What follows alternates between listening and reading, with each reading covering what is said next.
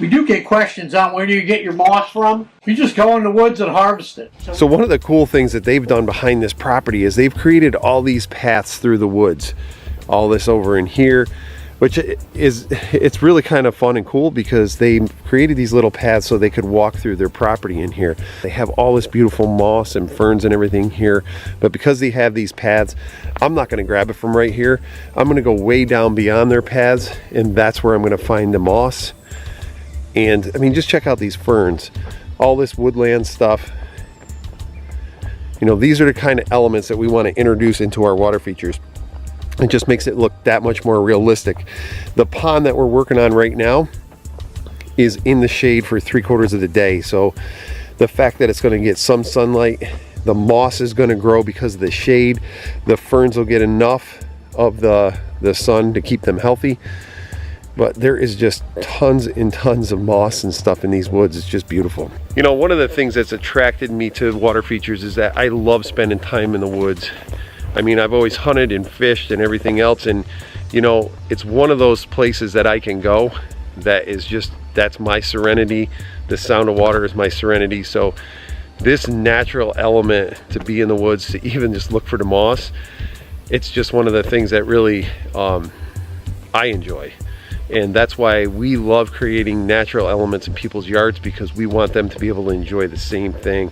So these are the kind of areas that we look for when we're trying to gather some moss. I mean, look at this old stump and blow down. You see this rock right here? This has some beautiful fern moss on it, and if you just gently pull that up, look how easily that comes up. What I like to do is not take all of it, so I'll leave some of it on this rock, because when you get moisture and stuff like that, it'll just kind of respread. And this has a really nice clump of it. Sometimes if you grab it and it has like a little bit of soil to it, let me show you this one.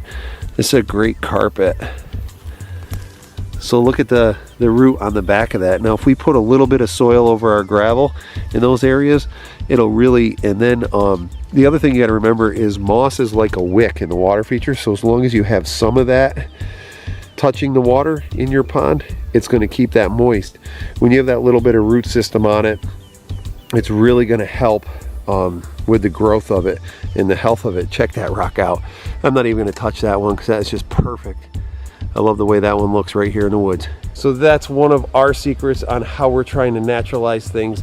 You know, everybody has some woods behind them somewheres. You know, I grew up, we had these huge walls in a canal and they were all covered in moss. And to be honest with you, the areas that I used to mess around with when I was a kid, we actually own property that borders that now. So sometimes it's limestone, so moss grows really well on that, especially in the shade. Sometimes we'll go behind the house. I'll take very little from back there because I really like the way it looks, and to keep that old Erie Canal look with those big hunks of limestone. But you know what? You can just take a walk in the woods. I'm sure you can find some natural elements for your water feature.